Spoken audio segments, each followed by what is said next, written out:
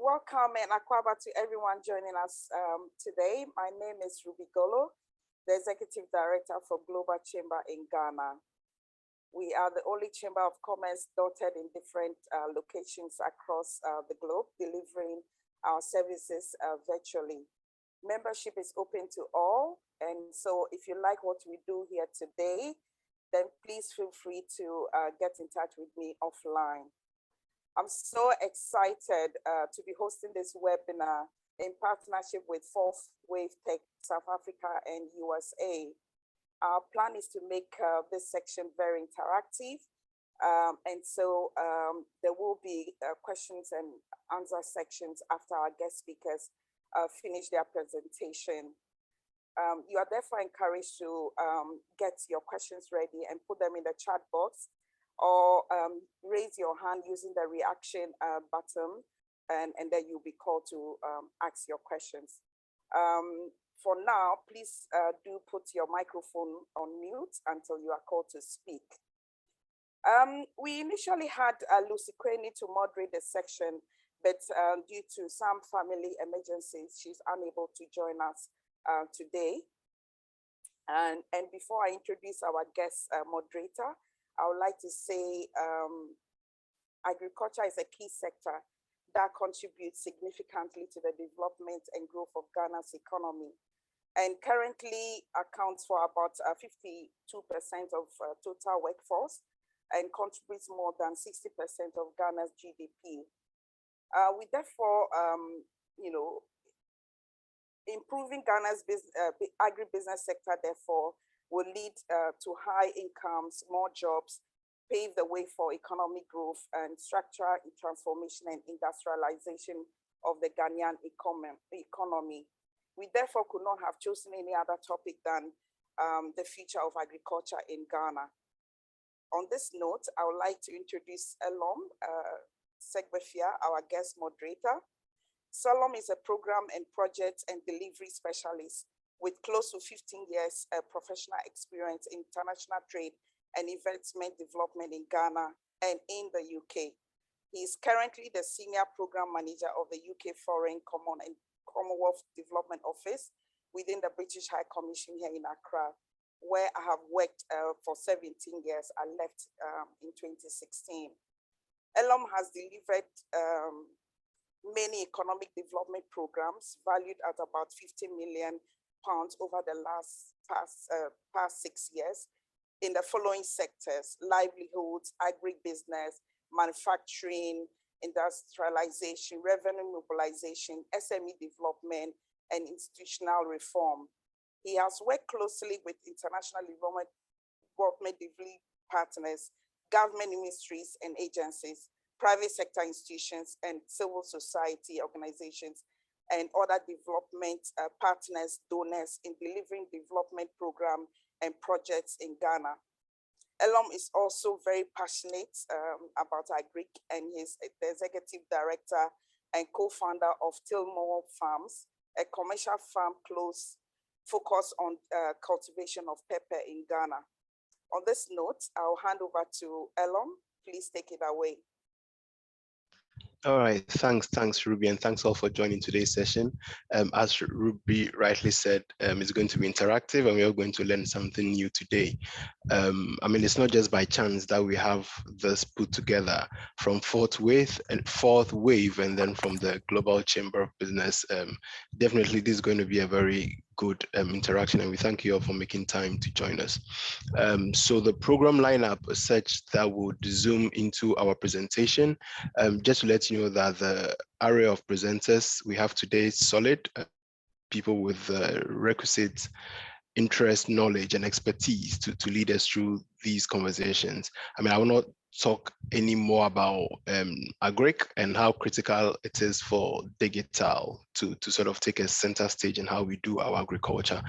Like Ruby rightly said, I co-found and direct Tilmore Farms, and I think it was born of motivation of one, passion, and two, having read a lot of narrative based on the work I do in international development and knowing how critical agriculture is as a business.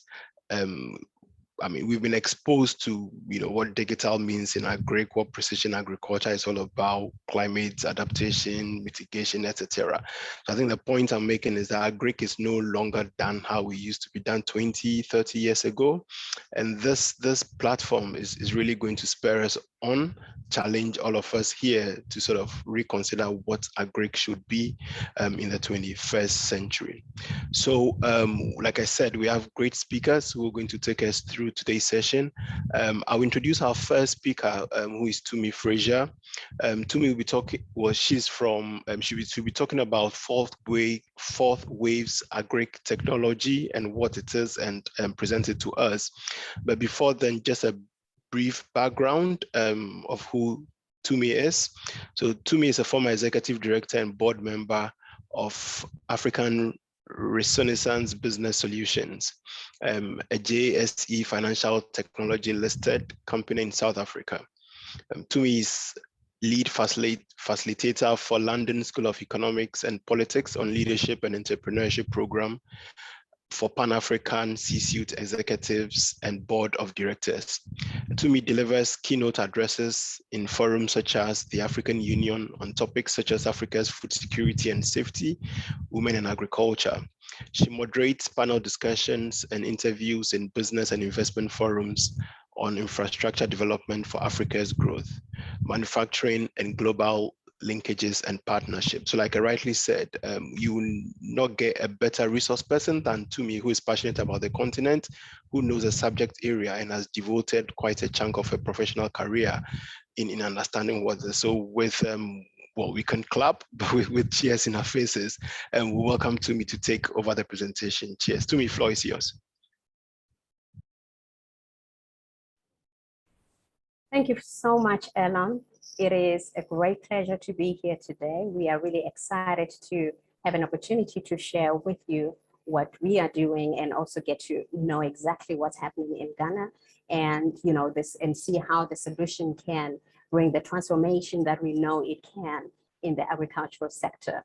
So I am going to turn off my video, if you don't mind, so I can focus on this presentation, and I'll get it back on once we get to the Q&A. Is that all right with you? Please go ahead. Perfect. Thank you so much. So I am going to start the presentation with some of the challenges that I know that most of us are aware of in Africa, in sub-Saharan Africa. In fact, COVID-19 has not only wreaked havoc in our lives, but has done so to our food security. And in fact, the number of people in extreme poverty in Africa could reach about 453.4 million as a result of the pandemic. And this is according to the African Development Bank. So we really are in a state where we need to do something to transform agriculture.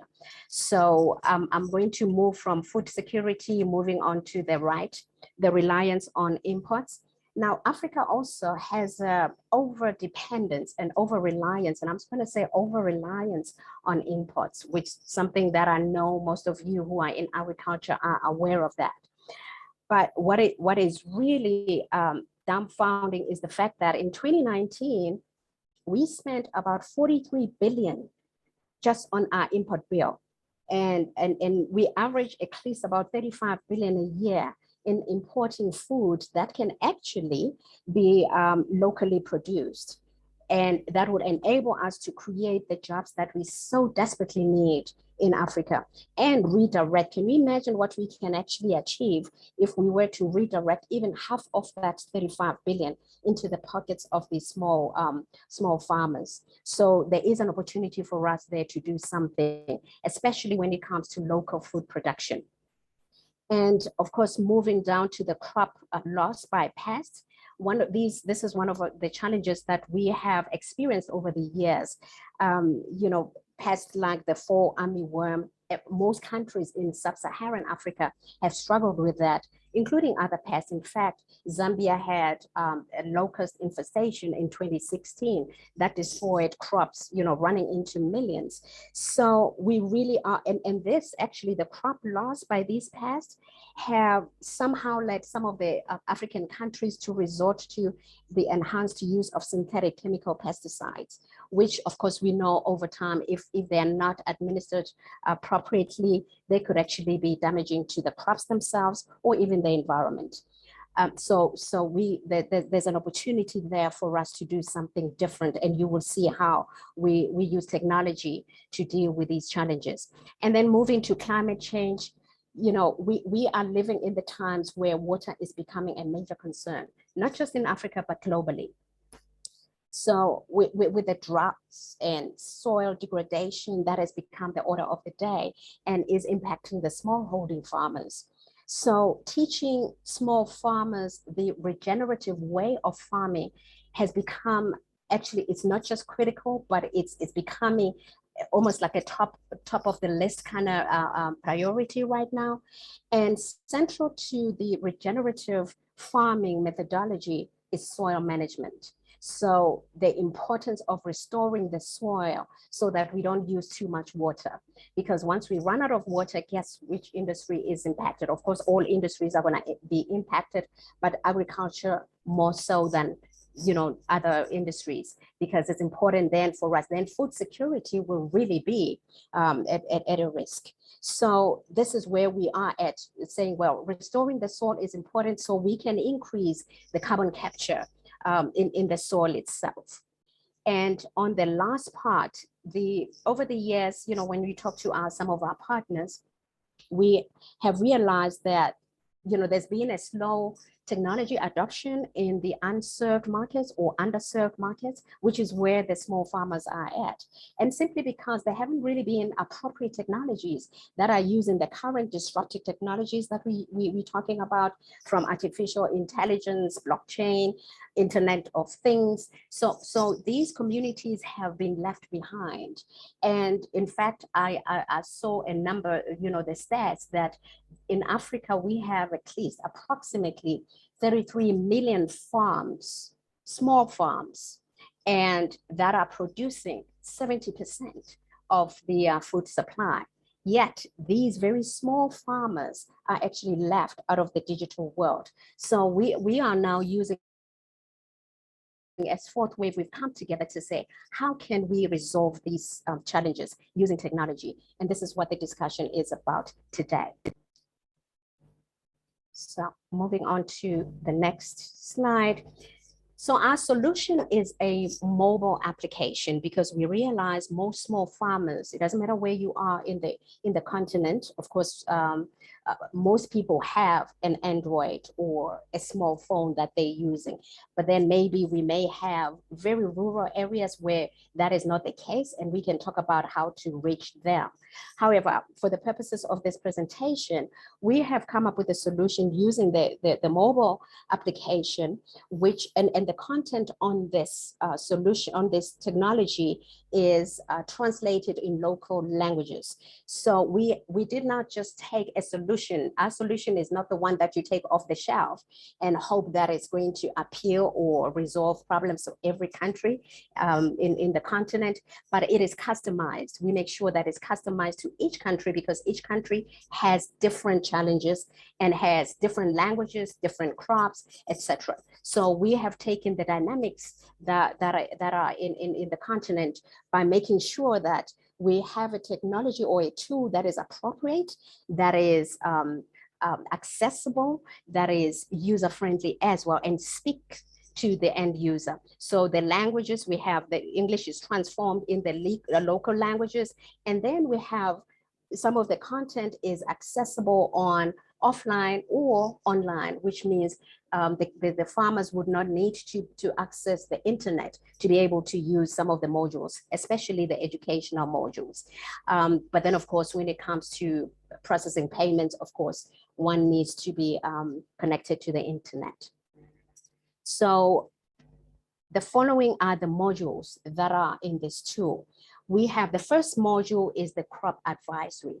Now on the crop advisory, like I said earlier, that this is really customized to every country. Say for instance, for Ghana, we would have, you know, a list of all the crops that Ghana is known for or exporting or really focuses on, like, you know, groundnuts and cassava, rice, cocoa, you know, all of those things. South Africa will focus on different crops, like citrus fruits, etc. So in this module, we will look at these, we will list different crops that are in this country, in Ghana, for instance, and describe where they are. In what soil do they actually thrive? What kind of water do they require? We go through to a point where we say, okay, the water management of it, and also advice on the fertilizer, amount of fertilizer, if you have to use fertilizers, how to administer them. And then we, you know, the farmer can just take a picture of the crop when there's a disease or infestation of a pest, for instance, and upload it on the tool. And then of course it gets all the diagnosis and tells them what to use. And we use stuff that is easily available to these small farmers, instead of just going on to get expensive resources to correct the situation. And in this crop advisory as well, there are, you know, there's price information. What we have found out is that for the most part, small farmers don't know when to stagger their pricing throughout the day. For instance, you know, they would take their goods to the market, and at the end of the day, if not when, you know, they still have some other crops or left or produce left, they will take it back home. So now we teach them how to stagger pricing throughout the day, where you say by midday, you can actually maybe discount your pricing, or 4 o'clock, just to ensure that you don't take some stuff home, because you are guaranteed that the next day they're gonna go off. So pricing is important. And then the weather, of course, because, you know, the weather is so unpredictable these days. So once the farmers are able to get data on, you know, the rainy seasons, they can now align their planting seasons to what the data analytics say. Because for the most part, you would think, oh, it's gonna rain, and then it doesn't. And then they go ahead and plant and then lose all their inputs. So this is really helpful in that regard. And then we also have information of FDA requirements for those that are wanting to export locally, in fact, regionally in Africa, or even overseas, because FDA requirements are critical for small farmers to understand if they want to trade outside Ghana. Okay. And then the next module is crop calendar. Now the crop calendar then goes into detail, where we do a comprehensive tracking of crop progress, and we do the whole historical and predictive analysis of the yield. And you know, and hence I said, even here is important, that because now we can actually say, go back to the farmer and say, oh, by the way, given what the kind of soil that you have, you can actually have a byproduct in that soil, so that when you have different seasons, you can have different seasons where you are offering different products that you would not ordinarily, you know, have known. So we use data to be able to really inform and go deeper in terms of the crop growth, and also the analysis and monitor the risk in real time. So when we have that kind of data that monitors risk, we're able to also share it with some of the banks or, you know, lending institutions, because now they can also take risks, because looking at the data, they can say, oh, okay, this farmer has done this historically, this is the yields they produced, and they're likely to do this in future. So we can actually take risk on them. So this data is critical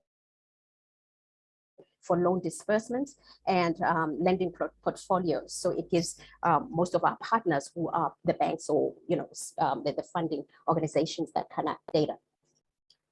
Okay, so moving on to the next one.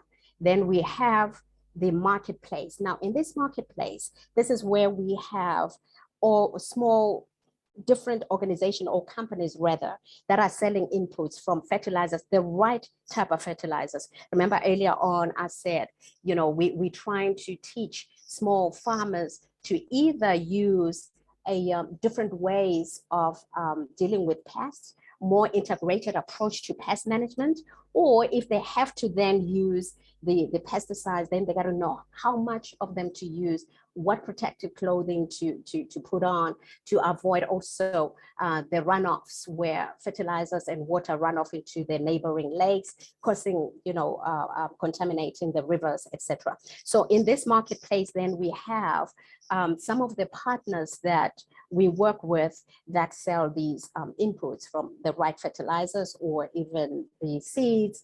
And also it is the same place where if the farmers are selling their goods, the buyers will come on to that. So this is the marketplace, and it's an e-commerce. I do realize as well that in Africa, we have a challenge of connecting the continent with financial technologies. So there's a payment point here, payment gate, that, depending on what country we are in, we're gonna have to then integrate with either organizations that are local or in the West or Southern Africa to make sure that it's easier for the small farmers to have access to these inputs.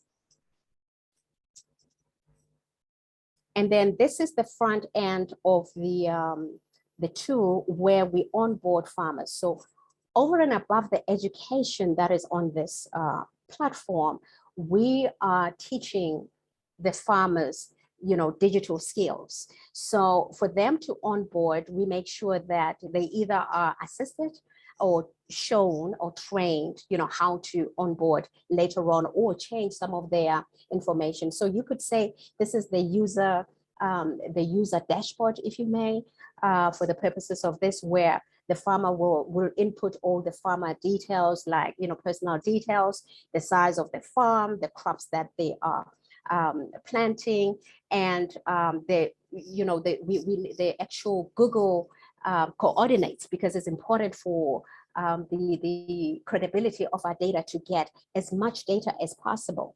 So we have that, and also ensuring that we know where these farmers are located. Say, for instance, it's in one community in Ghana.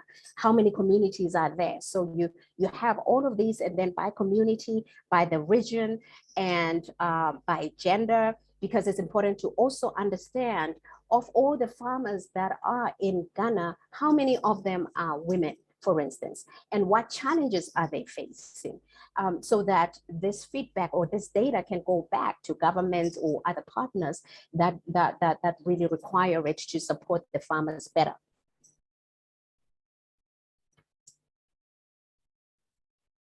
And then, of course, we have Farmer Forum. This is the module where farmers themselves now collaborate and interact on this platform to share ideas, or sometimes even say, okay, we have this order. Say, for instance, it's a regional order that's supposed to go overseas. Say Southern Africa, for instance, you would have all the Southern African small farmers that specialize in one crop to ensure the quantities of the supply. Then they will actually use this to collaborate and interact and make sure that they have that to export. So this also speaks to the efforts of the African Continental Free Trade Area to ensure that we now start to trade intercontinentally.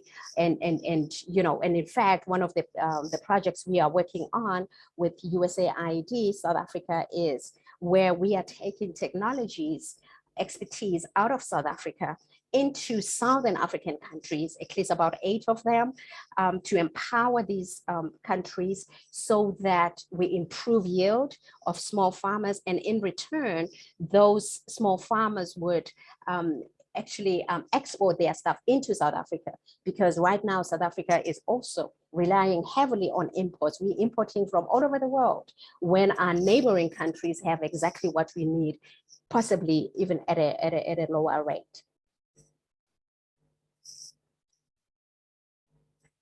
And then moving away from, so I just spoke about the crop advisory, and then the next module is the digital ecosystem of service providers. I mentioned earlier the companies that are selling products, this is where they are. So in each country that we work in, we make sure that we partner with the local companies, because I'm sure in Ghana, you already have companies that are selling seeds and fertilizers, etc., that are on the ground. So we partner with those organizations and make sure that they come on board and be our ecosystem partners. And maybe some of you may say, okay, do they buy tractors as well here? Well, no, they don't buy the tractor, but we partner with some of the companies as well that are selling heavy machinery, because in some cases we may need to say, hire a tractor or a heavy machinery that either a partner could hire or even a cooperative could hire, and then make sure that it rotates and circulates and goes around the small farmers, because individually they might not be able to afford the service, but if they club together, then they can share in the costs. So this is where the ecosystem partners are at. I mentioned earlier that, we use the data, we share the data with some of the micro lenders or banks. So they also come here and form part of our digital ecosystem. And this also includes governments. We could have governments coming in, because for the most part, some of the small farmers are not even aware of the services or support that's available from the government side. So these are some of the things that, can come up here with, from the government or some of our key partners. And then we say, hey, by the way, this is the kind of information or support that's available for you. And on the lower part here, it's market access, where we deal with some of the buyers or even aggregators that buy directly from the small holding farmers. And it's important here in some of the institutes or organizations that determine pricing. And this is critical, because what we have also realized is that the small farmers get taken advantage of by some of the large organizations. They would buy from them at almost nothing in terms of the cost of their produce, give them the little, whatever, the minimum that they give, and then go, of course, and sell it at a higher price to the buyers. So here we just want to make sure that the farmers know what their goods are worth, what the pricing should be, whether they sell locally, regionally, or overseas. And then at the bottom here, this is where we partner with some of the weather bureaus or even AccuWeather. It depends on who it is in the continent, whatever country we're in, we would actually partner with that institution. All righty. So what are we talking about? This is a holistic view of the solution. It does crop advisory and monitoring of data, and crop progress and yield, so that the farmers can have real-time data to make informed decisions about their farming.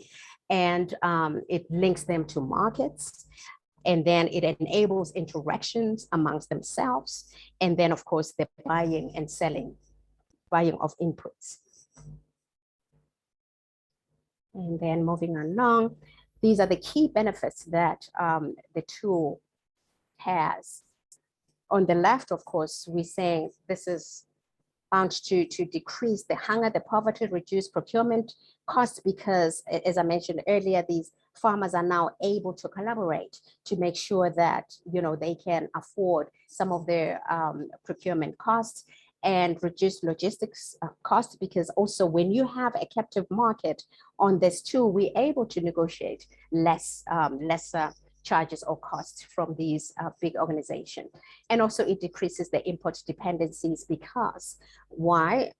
Yield and food production increases, and we increase the local trade and exports and farmer profitability, employment, the environment and sustainability, and improved traceability. Now, I want to just touch on this improved traceability for now, because people are, what we have found, I think you probably have seen this as well in Ghana, the consumers are becoming very well informed, and they want to know what they are putting on their plates, where the food originates from, what has gone into producing that food.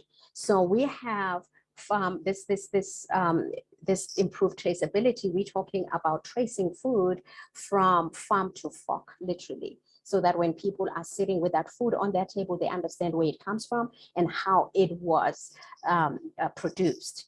And on this as well, it's important to know when to recall the food that probably does not meet the standard. In fact, a couple of years ago, I think 2017, South Africa had a bad case of listeriosis that in processed meat that ended up killing up over 100 people, including children. And we, this kind of functionality was used to try and track, to find out where that contaminated distributed product came from. And subsequently it was discovered in one of the provinces. But without the kind of tools that we are talking about right now, when you have a case, an outbreak like that, it gets very hard to track where it's from, so you can stop it before it actually takes more lives. So this improved traceability is really critical. And what is also important is the data. The one last point I want to increase here, I want to add on here, is the data, the real-time data, because Africa in itself has a challenge in pulling, disseminating, or even pulling the data together. So in this tool, in fact, before we even get to put a tool in a customer's hand, we actually work very closely with them to ensure that we make sure that we have the right data that we need to put into the tool, because the tool without those data sets doesn't mean anything. You probably have heard, there's a saying that, when you input junk in terms of data, you are going to get junk analysis. So we spend a lot of time, we could even spend a lot of time consulting with our partners or customers to understand where this data is, because we really need detailed data. Sometimes I know with some of the countries, we get a spreadsheet with about, close to 1 million farmers, and all you see on the spreadsheet is the name of the farmer, where they're located, the cell number, and then it says the crops, it says horticulture. Now that's not sufficient. We want to break it up and say, what exactly are they farming? So that when we then do the analytics and artificial intelligence picks up on this, we actually generate real data. So I think just bearing in mind that everything is customized. So the data we work with is country specific, to make sure that we're giving you something reliable, not just a tool that doesn't mean anything. So I think this is where my presentation ends. And so at the end of it all, this tool really enables us to be inclusive. And at the center of it is women development. We use women empowerment. There's always been arguments in Africa of how many women are really working the fields. What is the number? Does it outweigh men's or whatever? But once we use technologies like these, we are able to really come up with to back those kind of discussions and say, well, in our region or in our country, this is what we have. So it is an inclusive tool that means young people, women, and everyone else can utilize it. It doesn't matter what education level you have, because it's in local languages. So it is really closing the digital gaps that currently exist. With that, I'd like to thank everybody. Sure, thanks to me for that presentation. It covers all. I think it just answers the question that most smallholder farmers have, and you put it aptly around, they are putting food on tables, but when it comes to collecting them via digital, they are out of the question. And I think everybody who uses their smartphones and sees what it does, order a food from Glovo or from Jumia, and is into farming, will ask themselves, well, why can't I use the same mobile device to do more than this? And I think this tool just sort of brings that service close to people. To our audience, I'm sure people are itching to ask questions. We have a Q&A slot blocked, but you can still take advantage of the chat box and then just put your questions in there so the presenters can, follow the questions in the chat box, and then we'll sort of come back and address them towards the end of the presentations. So we'll move into our second presentation, which will be delivered by Stacey and Brady. They'll be talking on women producing and enhancing the value chain and the importance of processing and packaging centers in boosting exports. I'll just sort of give a quick introduction to Stacey. I have Stacey's profile with me, but I don't have Brady. So Brady, when you have the floor, maybe you can just say a few words about yourself so that our audience can get a bit acquainted with you. So Stacey is an accomplished leadership development professional with over 15 years of delivering results. After being personally mentored by New York Times bestselling author, Dr. John C. Maxwell, whom everybody who loves leadership should know, her specialty is working with high-performing world leaders, government officials, CEOs, and their teams, looking to impact their bottom line through results-oriented training. Stacey is personally passionate about seeing women in Africa maximize their potential, and through the Global Women Summit, Stacey works to teach, train, and equip women entrepreneurs in South Africa, Kenya, and Rwanda. Having lived in different parts of the United States and in Africa has given Stacey a global perspective on diversity of thought and cultures, and has proven indispensable for equipping leaders to become relentless innovators. So it's my honor to sort of give the platform and stage to Stacey and Bradley. Over to you.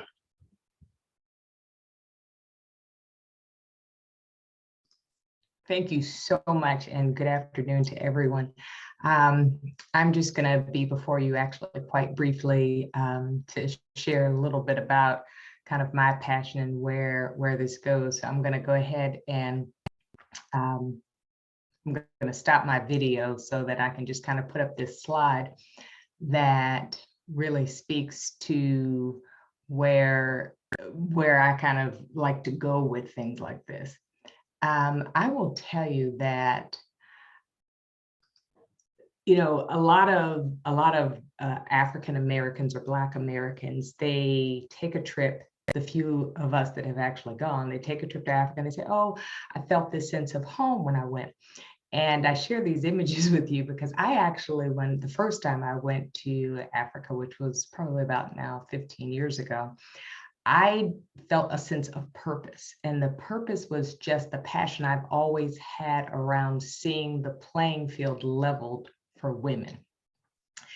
And in this image, the first time I actually had an opportunity to head out into a rural area in Africa and just seeing just what women were doing just to farm and to just make it from moment to moment. It was so impactful. And then the photo of I'm sharing with those ladies, that was a group of ladies that we had been working with and entrepreneurs that in Rwanda, and just seeing them blossom after all the training and the opportunity and exposure that they received, and seeing what was possible when they were given the opportunity. Some of these ladies, I mean, just one of the success stories, she in her village was making earrings and created a collaboration and a collective to be able to have enough to actually sell, and ended up selling and getting a contract with a major department store here in America. So I'm very passionate about what's possible when we give them the opportunity. And what I've noticed just in spending time and living in Africa and really engaging is women rarely own land in most African countries. and they lack equal access to inputs, equipment, technology, and services that can really connect them with information to improve agricultural practices. And then you compound this with the unequal access they have to credit, including for some, the lack of authority to even manage the crops they produce or the income that they generate. And so what I love most about this is that our solution enables female farmers to get the access they need to critical agriculture education, best practices, to get support from other farmers so they know that they're not in it alone, financial services, inputs to ensure farm productivity. And what Fourth Wave is doing is wanting to expand the economic opportunities and participation of women in agriculture to ensure their inclusion in the digital economy and decision-making bodies, even within their own communities. Basically, we want them to have their voice and their seat at the table. And the project is aimed at improving the lives of African female farmers by helping them build agribusinesses instead of using agriculture as a source of food for their families only, but to actually move them, to shift them from just being a survivalist to actually thriving enterprise able to compete in the digital economy. And when we do this, we elevate women by eradicating poverty, skills development, employment creation, entrepreneurship. Because when women are self-sufficient, and we all know this, there's a ripple positive effect on health, education, and the economy. So that just really highlights just how much, not only can we change the dynamic of food supply, but what we can actually do for just the lives of people in these areas because of what we do with equipping the women with this. So with that, I would love to turn it over to Brady to share his portion. Mute. And I will share my face for just a moment. Good afternoon to all. It is a pleasure to be with you today. And I am one of the co-founders of Fourth Wave Technology in the United States. Tumi and I got together some time ago, and we recognized that we have the same problems on the other side of the world, no matter where you go. And agriculture seemed to be not only an issue in Africa, but it's an issue here in the United States as well, particularly amongst Black farmers. My first, and let me just give you a little bit of my background. I have been in technology, and I'm going to preclude this with my age, since the first PC was introduced in the United States back in the early 80s. I had been working with a large corporation. You probably heard of M&M Mars. They chocolate, a chocolatier. They produce a lot of candies and whatnot, and they import quite a bit from West Africa. But I spent about 10 years with them, but I was involved in their technology division. And then I went on to another company called Dell Technologies, or Dell Computer. I'm sure you may have heard of Dell before. So I have been in the technology space now pretty much since the beginning. And a lot of what I have done has always been around digital transformation. The revolution that has taken place with technology over the course of the last 30 years has been nothing short of a miracle. Now we're talking, so we've been involved in 4 waves of technology. The first one was the introduction of the Apple computer and the PCs. Then the next one was the introduction of the internet. And the internet came around, the US government released licensing to the internet to the world around 1995, I think it was. And I remember the first, Dell was one of the first companies to actually sell their products online. And then Amazon came a little bit later on, and some of the others. So now we have everything pretty much online. So that was the second wave of the technology revolution. The third wave was the introduction of cell phones. And if you all remember, you had the old flip phones, and you had the big the big phones with the large antennas, at least here in the United States. But what's taken place now is the technology has gotten smaller and even more powerful, where you actually have a computer in your hands now. And this technology is worldwide and is going to do nothing but continue to explode. So now you got these 3 waves of revolutions within technology, and now we're into the 4th wave. And this is why we named our company 4th Wave Technology. The advent of artificial intelligence, the Internet of Things, blockchain technology, they call it DeFi,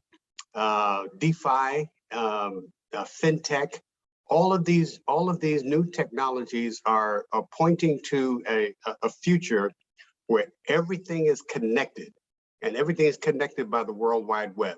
So that here in the United States, for example, you can actually walk into a store, and you can, that store, if it has your information, for example, it knows that you like to buy certain things. So if you're carrying your phone with you, you'll be able to get information on your phone about sales on different products that you buy on a regular basis. That's how deep this technology is going. Now, what we're talking about here, and what Tumi has explained, I think, very, very well today, is the fact that we have to be able to leverage technology and tools to manifest a transformation within various sectors that have lagged for so long. And agriculture is one of them. Access to technology, access to tools, access to financing is absolutely critical. And this picture here is not my first trip to Africa, but this was my second trip to Ghana. And these gentlemen that I'm standing here with are the chief of the village of Afiesa. Afiesa, you might have heard of it. It's out past Accra, on the way to Kumasi. And I spent a few weeks with this village, and I slept there, and I ate there, and I lived there for a while. And I got to tell you, I just developed an affinity for these folks. And what you'll see here is a picture of me showing them some farming tools and technologies that are available for the kind of work that they're trying to do. So this was, many years ago, and I plan to come back to Ghana here soon. But this is my passion as well as Stacy's and Tumi's. Is we have more than an affinity for our folks on the continent. I love Accra, and one of these days, hopefully, Ruby, I'll have a chance to live there. That's my goal, is to move to Ghana. Okay. So, any case, one of the things that I wanted to talk about is some of the challenges, and then I'm going to go off camera here for just a moment, if you all don't mind. I'll keep my mic on. We have a lot of structural challenges when it comes to the agricultural sector. Fourth Wave, we engage with key stakeholders of the USAID, for example, to solve current challenges of high connectivity costs experienced by SMEs in the region, small business and small farmers. The connectivity concerns really do prevent the uptake of current agricultural technologies to help small farmers work smarter and efficiently, as well as transform the industry. So we all know that when I made my first trip to Ghana, I think it was in 2008, some gentlemen at a conference were talking about getting internet connectivity into the rural areas. That the urban areas were starting to get connected, and I think they hadn't even gone to 4G or 3G at that time. But getting connectivity into the villages is absolutely critical, so that the information can be shared, and so that they will have technology solutions at their disposal. We have partnered with a company that has been exploring, and this, I think you'll understand and like this one. Many of you have televisions, and sometimes when you turn the channel on television, at least the old UHF TVs, you see a lot of white space or white noise. There's nothing there. There's just a bunch of dots and whatnot. Well, that's called TV white space. And there's a company that we're working with that has developed a technology that will take that TV white space and turn it into internet connectivity. And with a small antenna, they know anywhere at the chief's home in the village, or as they actually will pick up the internet signals, and people will be able to have access to the internet infrastructure, the backbone.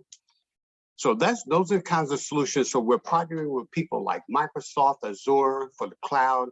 We're partnering with other folks that, like this company, Adaptum, that has this kind of technology, because we recognize that you can't just announce that you have this new tool and you have these great whiz bang tech, but you got to have a way to be able to get it into the hands of people.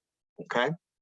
So, technology solutions, we want to be able to provide practical, accessible technology solutions that can be incentivized and supported by telecommunications, transportation, and the agriculture ministries.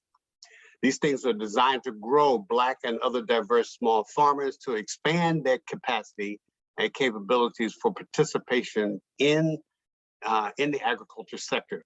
Now, one of the things that we've been talking about, Tumi alluded to this with the USAID in the southern region of Africa, those 8, 9 countries that she mentioned, we are working with them to develop means by which small farmers can participate in the export of products. And this is something that we know that to be true, but there are some very, very stringent requirements, particularly through the FDA. A lot of Food and Drug Administration requirements are very, very stringent in terms of the amount of pesticides that can go into products, the kinds of foods that actually get imported or exported. There are pages and pages of regulation. So what we need to do is be able to get a couple of things in place. And this is what I'll talk to now, is the lack of technology solutions to help farmers get the kind of information that they need, so that when they run into things like armyworms or other kinds of pests, that they don't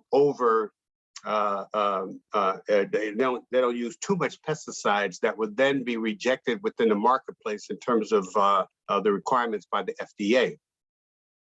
So our solution will help enable small farmers to actually get access to products to meet the quality assurance standard required by the US FDA, the Food and Drug Administration.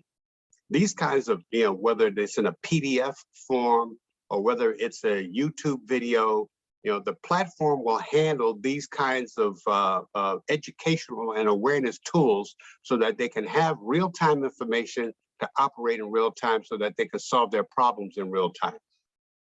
So one of the other things that we recognize to be true is the inadequate infrastructure.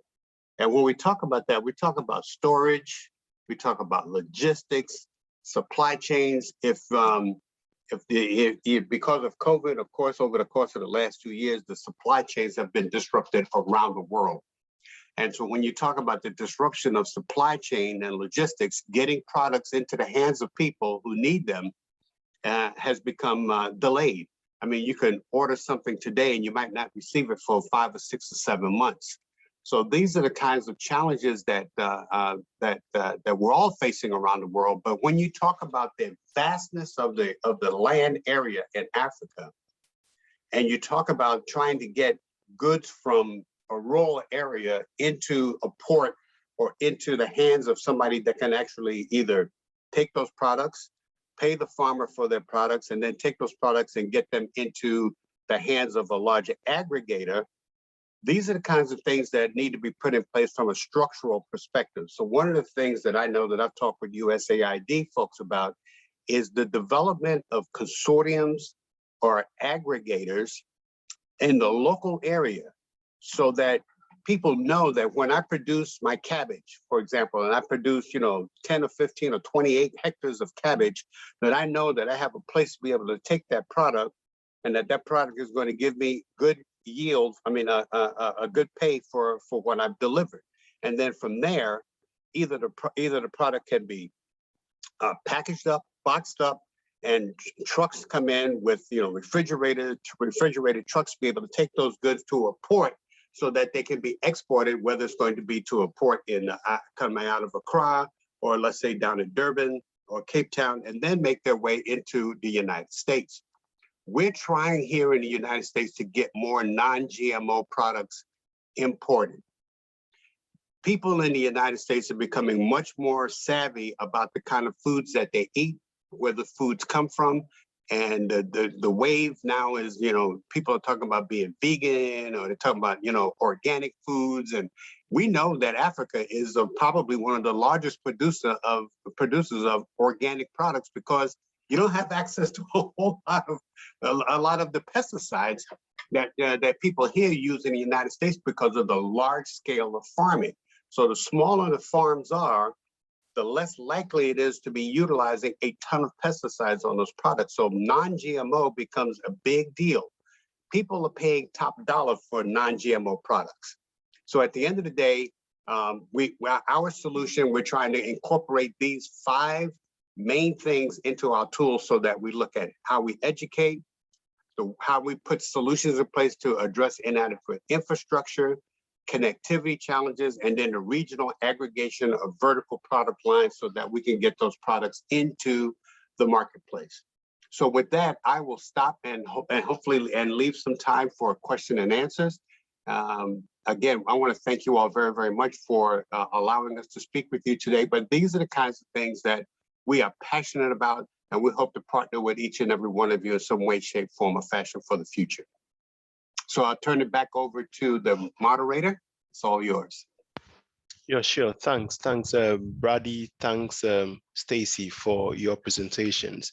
I like Stacy's passion. Of course, it came clearly that she's somebody who is passionate about women and leadership. And I think we need to be extremely deliberate about empowering women and ensuring that they sort of take their rightful place in the economic development narrative. I think all the data points to the fact that if you have women in charge of economic development, chances that it would go pear-shaped are quite reduced. I mean, I was looking at a report by AgDevco on developing outgrower schemes, and that report was emphatic on the fact that if you have an outgrower scheme of 100 people, you need to be deliberate about ensuring that 70 of them are women, because that's where your success would really thrive. So thanks again, Stacy, for sort of bringing that information straight up. And I'm sure with our audience, if you're a business owner or whatever space you are in agriculture, then it sort of awakens your sense of urgency to ensure that you embed women in your operations. I'm a living testimony, so let me know if I sell that. And of course, thanks, Brady. You spoke like a tech person, and I think when Tumi started her presentation, some of the questions I was thinking about was, okay, so the structure, the backbone, what supports this to make it happen? And I think you took us through that journey extremely well. So I think it's a good time for us to sort of move into giving the opportunity to our audience. Very grateful for your time. You're hanging in there and listening and soaking in all this. So I'm sure that definitely you have some questions for our presenters this afternoon. There are a couple of questions in the sidebar. So if you don't mind, we can go with them. So this is from Sarita Jackson.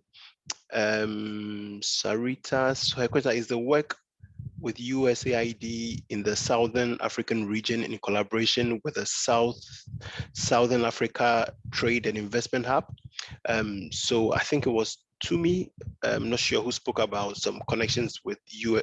No, I think it was Brady. Yes. Talking about USAID. So if any of you who has the competence can jump to this question, that would be great. And then we'll move to Christopher's question after. Over. Yes, it is. That's Sarita's question. Yes, it is. Thanks to me. Pretty straightforward answer. Yes or no answer.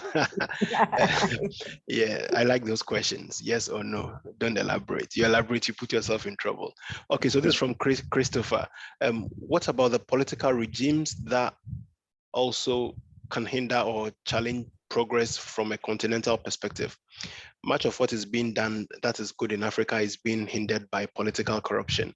How do we train foreign actors to be more conscious of not supporting corruption? Yeah, this is, governance, broad strategy type question. So I'm sure any of you can take this. I think I'll just take a bit of that. I think over the years, I mean, I've had an opportunity to speak at the African Union platforms and deal with exactly this question. because over the years, of course, we know that there's been a lot of aid that has come into Africa, but it ended up in the deep hole. Nobody can say where it's gone to. So our part of what we want you to do, this is why we're having these kind of discussions, and also inviting major donors to understand that there are key strategic partnerships that are happening right now in Africa that are likely, if you work with them, you are likely to actually get to the person that you're wanting to support, because all the finances, as we know, that have come into Africa has never really landed to the people that really desperately need them, because ended up, you know, lining some politicians' pockets. So, and our goal really, and that's my deepest desire, is to move Africa and Africans to a point where we don't need aid eventually, but for now, to really partner with key donors that really work and know that we are working together with partnerships down in Ghana and everyone, and say these are key partnerships that you got to put your money into, because we know, you know, what people on the ground need, and we have exactly what that, and then we can partner with these very same donors to actually do exactly that. And they will have an accounting of what has happened, instead of the money being redirected into, you know, some areas. Thank you so much. Thanks to me. Yeah, okay, Christopher is happy with the answer.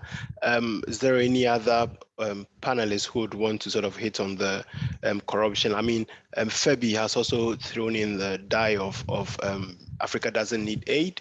And that's sort of what he feels that would help to bring the whole corruption down. I mean, from my own personal perspective, I think with international donors in Africa, I think the pitch from African governments should be that, yes, we want to live without aid, but if there are any more dollars or pounds or euros to be spent, can we work with African innovators, people who understand Africa's problems and who can think and bring out solutions that enables, for example, in agriculture, to be able to move towards the fourth wave sort of space. So hopefully our international development partners will get this and align accordingly. Okay, so Stephen. Let me speak to that. So, Just great. You know? Okay, Yeah, Brady, sure, take the stage. Time in Cote d'Ivoire. I spent quite a bit of time in Guinea and in Ghana.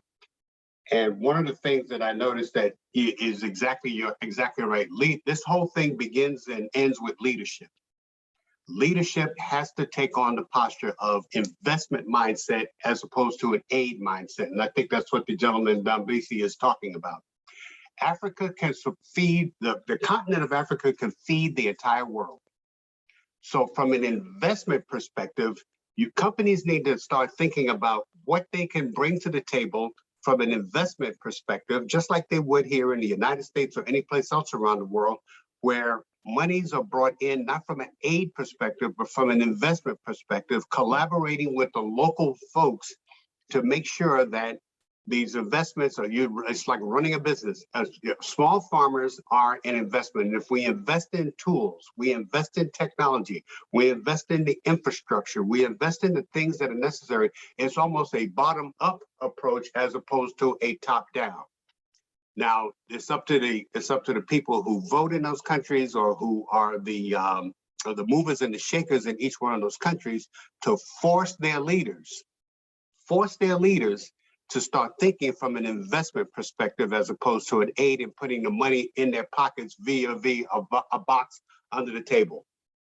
And here in the United States, we cannot take bribes, or we can't give bribes. We have laws that will put us in jail if we actually come to Ghana, for example, and I have a minister who says, well, in order for you to do something with me and my country, I need, $100,000 in a box under the table. We can't do that. So, but if I come with $100,000 from an investment perspective and establish a business and work with the local content, that is the way that we start partnering with one another to get the solutions in place so that all those things that we talked about can be manifested. But it's going to take leadership. It is going to take the mindset of leadership to be shifted and changed from me eating today and me feeding myself and me feeding my family while I'm in office, to more of the shift of how do I get my country to be an investment magnet? That's the mindset that needs to shift. All right, thanks, Brady, for that clarity. So, of course, yeah, there's also that advocacy bit of all this and trying to sort of get citizens to be empowered and have these accountability conversations with their leaders. So there's also a question from Stephen. So I think Stephen is really asking around how is the fourth way technology in interfacing with NGOs who are working with smallholder farmers, talking about licensing, private label option, etc. We've not heard about pricing. We've not heard about how this would cost businesses, and then what options are there. So to me, maybe let's talk the commercials now. Over to you. Okay, so we work on a model, the SaaS model, which is software as a service model, which means, of course, we do license. So we do not work directly. We work on a B2B kind of model as well, business model, where we work directly with the same organization that supports the farmers. So we don't go directly to farmers. So we work on licensing arrangements, on white labeling, like Christopher? Who asked, that's an option as well. So the actual numbers differ compared to, depending on the size. I see Christopher is an NGO. So we have different packages for NGOs, different for multilateral agencies and multinational organizations that like the Nestle's or PepsiCo of the world that may want to do that as well. So I can take that off, offline with Christopher, and then we can chat more to understand where he's at, what he's going to be needing. But we do have all of that for anybody who wants to connect with us. Brady, Okay, you want to add so more? there are a couple more questions around how do we support their organizations or their groupings that they work with. So Niyi Sanusi asked one. I'm sure you're taking note of them, and then we can sort of, have a back, behind the scenes conversations on these specific interests. Okay, so okay, good. So somebody happy that this technology has small farm holders in mind. Okay, so our audience are extremely happy. Okay, I'm just running through the questions. Bear with me. I'm a lawyer from Nigeria and a partner in the firm, the Throne Legal. Our firm is much into commercial and corporate practice. Okay, so this is a lawyer who is trying to tell us about the business they do. So that's fine. I think they're looking for inputs. I think there was a question from Crescent. Yeah, maybe I've missed that. Ruby, is it Christopher? No. So it says, just okay, yeah, okay, I've seen that. May I know your international strategy and what may be the key challenge that can hamper that? Yeah, thanks, Ruby. I think I just glossed over that. Yeah. So yeah, the international, it says great technology with smallholder farmers in mind. Thanks a lot for the insights. May I know your international strategy and what may be the key challenge that can hamper that? Okay, so yeah, there are many things that can hamper the implementation of any idea, any structural changes or any transformation. I think the first one is the biggest one for us, I think, is the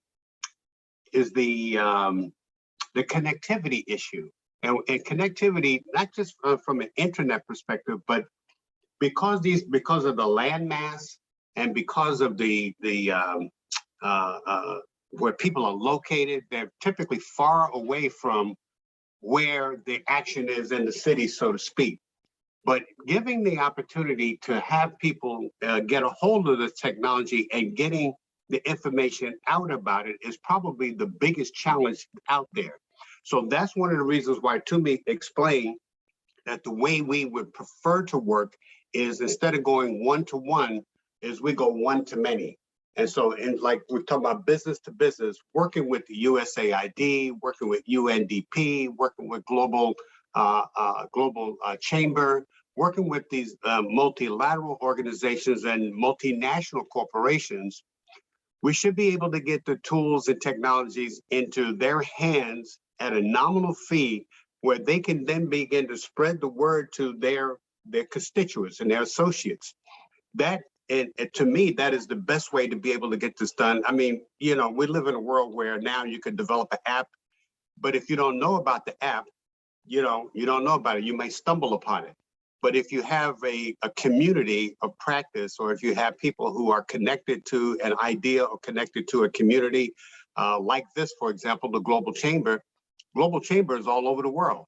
So understanding what we bring to the table will allow us the opportunity to get the information or get these kinds of tools into the hands of the Global Chamber so that they can spread the word about it. So to me, that the international strategy is to work through these larger organizations, whether they're NGOs, whether they are intergovernment organizations, or multilateral organizations like the World Food Program, the World Bank, IFC, organizations like that, that I think will help to spread the word and get the technology into people's hands. Does that answer the question? Yes, thanks, Brady. Okay, so I'm just looking through if there are any questions. I can see Mantana Sahadu. I'm a farmer myself and have a company that works with smallholder farmers, which we support farming. Okay, so I think from what I'm hearing, Brady has just confirmed that the idea is to get this to so for example, if there's a big commercial farm which has 100 outgrowers, then this commercial farm signs up to this tech, and then the tool is available to all the 100 outgrower farmers, and then it becomes useful in the space in which they work, rather than a farmer signing up to this. It might feel more like not joining up. But I think I have a question. My question is that at what point does this tool becomes extremely optimized, in a sense that if there are 10 farmers in Ghana using this, are they optimizing? Is it being efficient in terms of data, aggregating the data, market pricing, linkages, opportunities? Do you need a minimum of a number of users hooked up in a geographical space to start deriving benefits from this tool? So I don't know who will take this. That's my own question. Over. Toomey, you want to answer that one? I mean, I can take it. You know, and when I was doing my MBA program, my professor used to say, all you need is an N of one, a number of one. One person starts the ball rolling. That gives us an insight into one insight can lead to multiple insights, and multiple insights, the more data you collect, of course, the better your intelligence is going to be. So if we have 10 people, that's a good start. You know, to be able to service this industry in such a way that we strategically project, of course, we would need hundreds, if not thousands, of data sets, because the more information, the more data we have, the better the data sets and the quality of that data, then we'll really be able to optimize that tool for the specific areas, like the villages out in Ghana, for example, that focus on maybe raising cabbage or raising cashew nuts or ground nuts or whatever the case may be, so that we can pull together the right kinds of tools and right kinds of information for those groups. But since this is since it's technology can be developed to do whatever you want it to do. We just need the right information from as many people as possible. Toomey, you want to add anything to that? Yes, I think you are spot on that, Brady, because at the end of the day, like I mentioned on the presentation, that we want to generate a reliable data for the agricultural sector, so that when the government or any key players in agriculture look at that and say, yes, this is a true representation of Ghana, which means we have gone through a whole lot of people, a whole lot of farmers to say, actually, Ghana's representation when it comes to gender in agriculture is so many women and so many men and young people this way. And so for that to happen, we're gonna have to work really hard to ensure that we get this tool in many small farmers and for us to aggregate that kind of data, because we want real data that doesn't actually rely on the stats that we've done like 10, 15, 20 years ago, when we had people walking around and asking people, because that gets outdated over time. So with this tool will enable us to do that so that we can act and understand the challenges that are in the agriculture, and how do we resolve them? What is the weather? What is happening? What are the droughts doing? All of that. So we're gonna have to, for us to have validity, you need a very big population.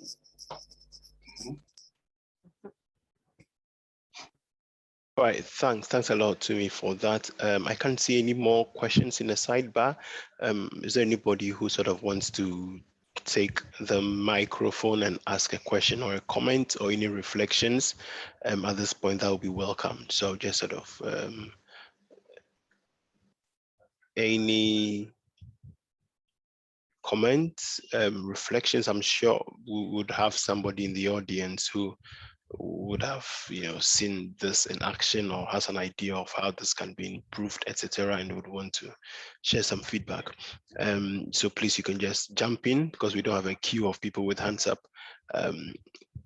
But yes, and a couple of people are also asking for contacts. So I'm sure the event organizers would share contacts of the key speakers afterwards, so you can reach out to them directly to answer some burning questions we may have.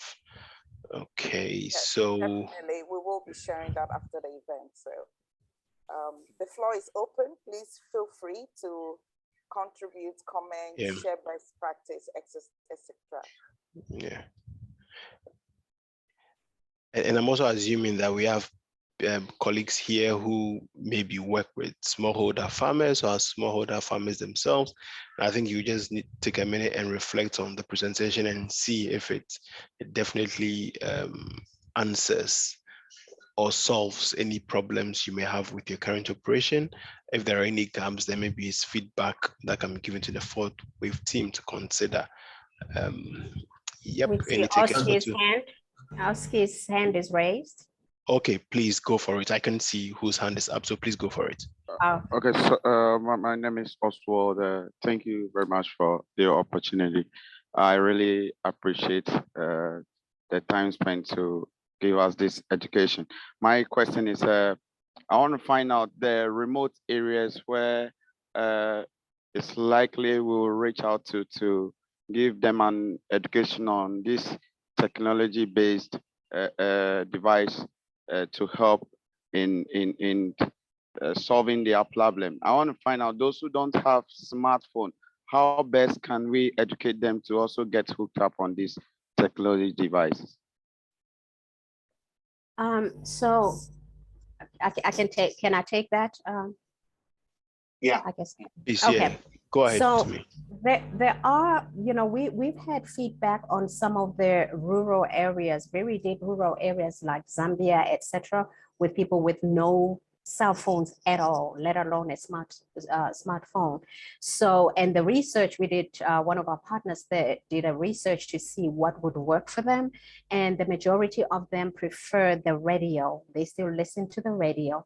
So, so that would be another supplementary way of saying, okay, the education or the content that is on this tool, it can also be broadcast on the radio on certain days, because remember, they speak the same language, or even work with the cooperatives and have some training day where some of these farmers can actually be included in a room where this information can be shared that way. And then again, excuse me, some of that data we can also capture maybe and just say, okay, in this community, there are so many people without smartphones. However, this is how we've reached them, and we make sure that they, at least they get the content. So this is what our experience has been in Zambia, and I don't know if this would work in your country, but that's just one of the other ways the content can reach them. Sure, thanks to me for the explanation. Are there any other takers? Any questions, comments, reflections? Hello, this is Stephen McDonough with Pro Farms Gateway. Go ahead. Good Steve. afternoon, good morning. Quick question, when it comes to your crop advisory, like how often is that information updated as far as the trainings and the education components, and who's tasked with that on the local level? How does that work? So Stephen, we work on the local level, we work very closely with agronomists, you know, to make sure that we have up-to-date information. This is why it's locally, you know, designed. So we keep actually updating that all the time. In fact, we have our tech teams that work on a daily basis. We would work on a daily basis to update that kind of information.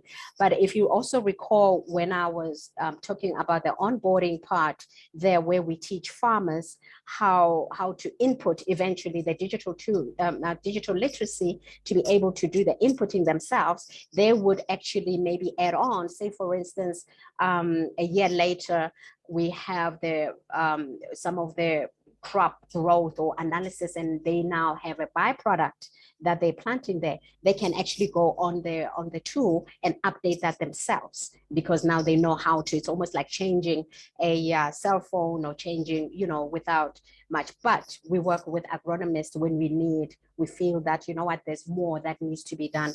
They'd be handy in every country to be able to do that.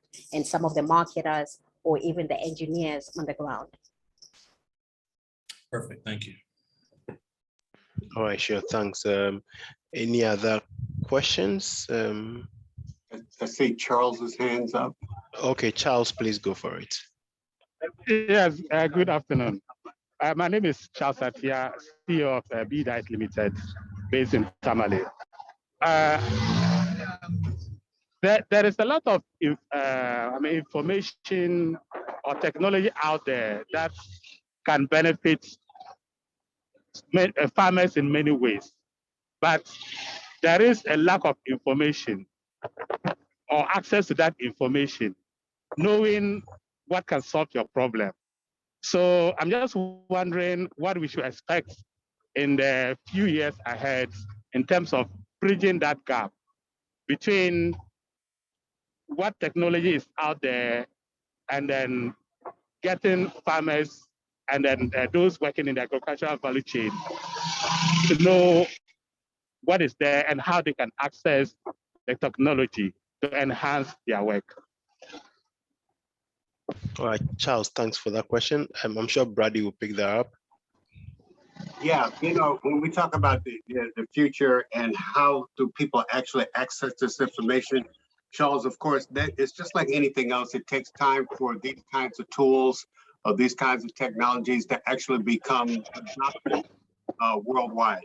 Just like it took time for people to adapt to using YouTube or Facebook. Now, you know, Facebook, I'm sure you probably have a Facebook account or you use YouTube. It's taken some time for those technologies to advance and get to a point where they're in the hands of everybody. Still, all is based at the end of the day on access to the connectivity issues.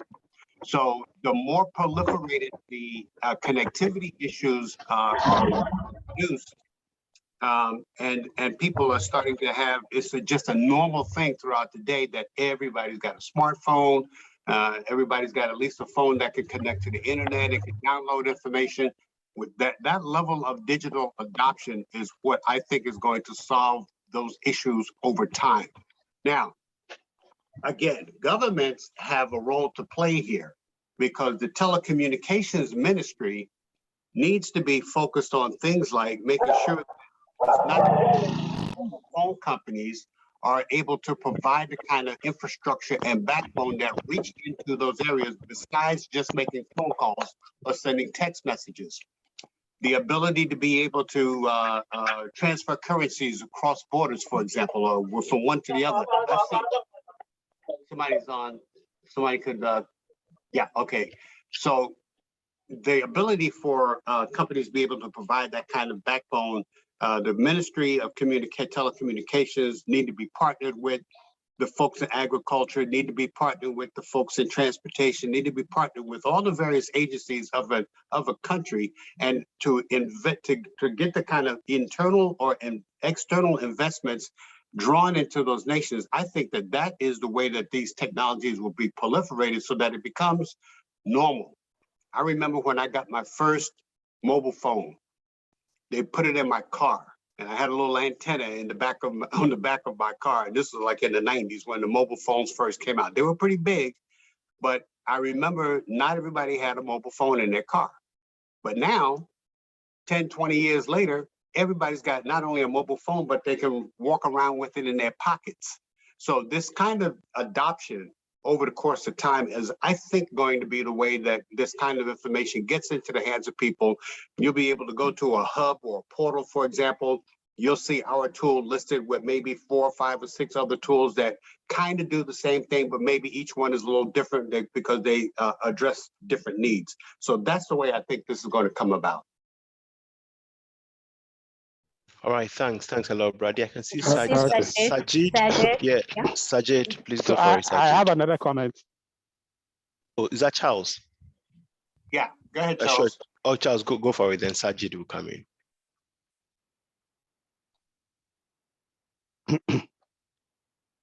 Charles, go ahead. I think we lost Charles. Okay. Okay, Sajid.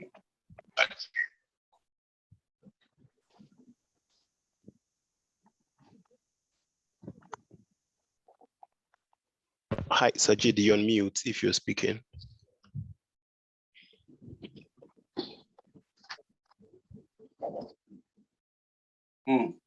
Okay, it looks like Sajid is not. Yeah, I'm back. Okay, hello, go, can you hear Sajid. me? Yeah, sure, please go ahead. Yeah, thank you for this education. My name is Sajid Tampori, and I'm the business development manager for a business resource center in Ghana. To be precise, in the Upper West region. My question is, in my operational area, we have smallholder farmers, but their constraint is access to inputs and plowing services. And I'm also an expert in contract farming. So do you have partners who want to go into contract farming for maize and soya beans? And let me also state that my operational... Yeah, hello? Yeah, and Sajid, my operational, go ahead. Yeah, my operational please. area will produce the best quality maize and soya beans in Ghana. When it comes to moisture content, our moisture content is less than 10. And I also joined the Zoom very late. So do you have partners who want to go into contract farming with smallholder farmers for this produce, that's maize and soya beans? Okay, We thanks. we don't have anything like that set up, Sajid, but this is certainly, it is definitely in line with part of our strategy around building local consortiums or local cooperatives. And that idea is a brilliant idea because it is very much needed. So I think I got your email address here, 2103@gmail. So we'll send you an email and let's continue to talk because this is a good idea. Okay. Thank you very much. I'm grateful. All right, thanks. Hello. Sahadu, your microphone is on. Can you, or you want to speak, Sahadu? Okay, Yes, Sahadu. Yes. Okay, please go ahead.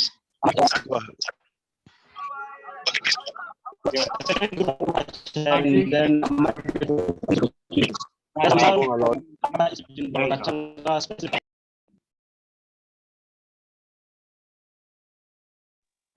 Hello. Charles, can you mute your mic, please? Good. Okay, Sahadu, the floor is yours, please. Okay, thank you very much. I'm Sahadu from Upper East Bolgatanga municipality. Yes, I am also an entrepreneur. I am also a farmer as well. I have a company. We are it's called Communited.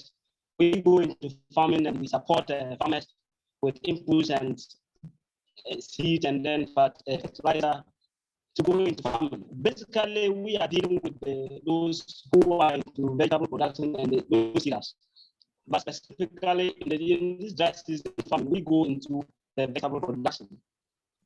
And we we are in two categories. One is soil vegetables, and the other is the organic vegetables.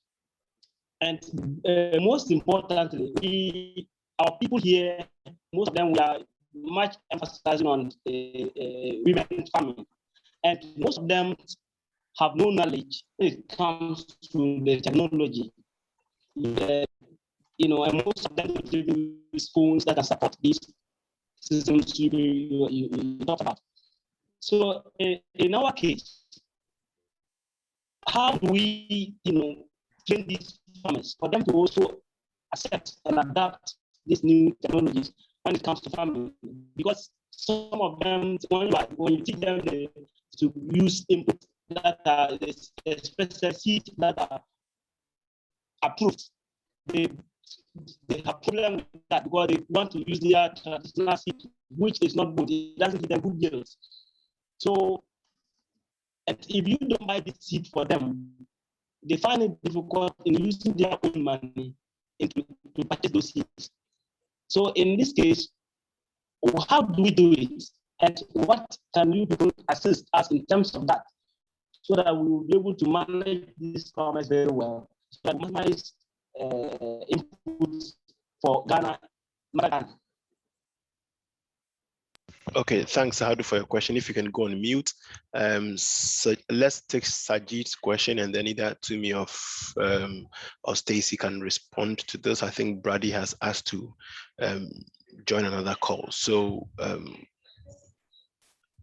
or Tumi, you want to sort of respond to Sahadu? Can you just summarize, because he was breaking? So I was catching some of his conversation, but he was breaking in between. What is the challenge with his farmers? Okay, so the challenges with inputs, specifically seed. So he's saying that because most of the farmers are women, they usually don't have the wherewithal to pre-finance input costs, especially seed. So are there other organizations, partners you work with, or you directly that can support them to sort of pre-finance or help the farmers they work with to acquire seeds? Well, this is okay. So the answer to this, when I showed the ecosystem partners, remember on that slide, and so when we do work in Ghana, we'd be able to onboard some of the key partners like the UNDPs, for instance. I know they're into seeds. UNDP's mandate is heavily on seeds and the preservation of the environment. And they would actually then maybe either subsidize that or even work with the government and see what help are they giving the women. So these are the key partners. For now, the answer will be no, we don't have anybody in Ghana as yet, because this is why we're presenting this. But the hope is that we will have many partners who will come on board and be able to offer these support services that we're talking about. Okay, great. I'm just mindful we have 2 minutes to go. Just as we started on time, I would want us to end on time too. Right. So Ruby, if you don't mind, can I sort of give the floor to you? Is it that you or Doug to do the closing remarks? Okay. I would like to say thank you for your time today, most especially to all the presenters. It's been great having all of you, and I've learned a lot and I've taken a lot away today. I see that we have some of my colleagues, Global Chamber colleagues joining us today. I just want to give them 30 seconds each for them to say hello. So if I may call on Derek, he's joining us from Nairobi. Derek, are you there? Yes, I am, Ruby. Can you guys hear me? I'm sorry, yes, I can't get my video to work, but this was a very interesting and informative meeting, and I'm delighted to be now a part of it, and certainly resonated with with what's going on here in the agricultural sector in East Africa and Kenya. So thank you, and everyone have a great day. Thank you. I see Christopher also joining from Texas. Hi, Christopher.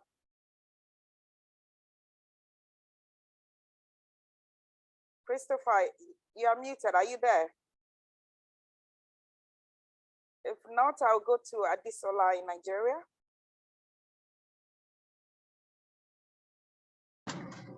Hello, everyone.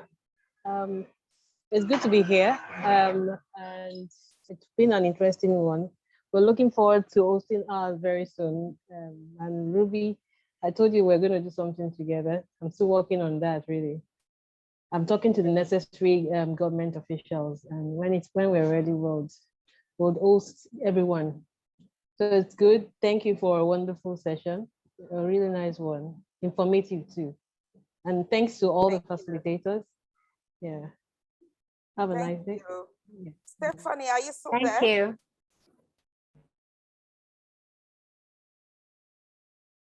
Stephanie Austin, are you there? Would you like to say something to the audience?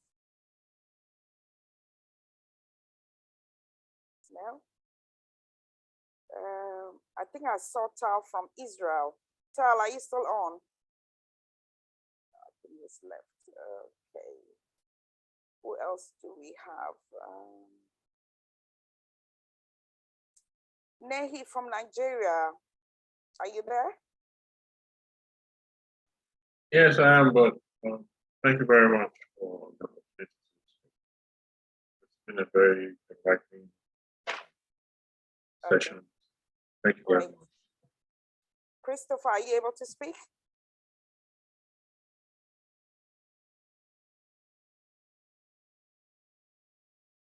Okay. Cesar, are you there? He's from our head office. I'm here, Ruby. Hello, everyone.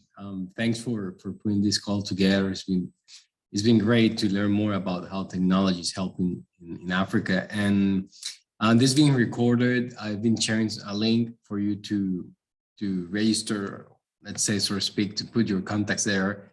And we'll be sending a follow-up email in the coming, probably by next week. So watch for that coming out. Thanks, Ruby, and thanks for everyone who spoke today. Yeah, thank you, everyone. To me and your team, I don't know if you have some close. Good afternoon, good evening to everyone who joined today. You broke up a little bit there, Ruby.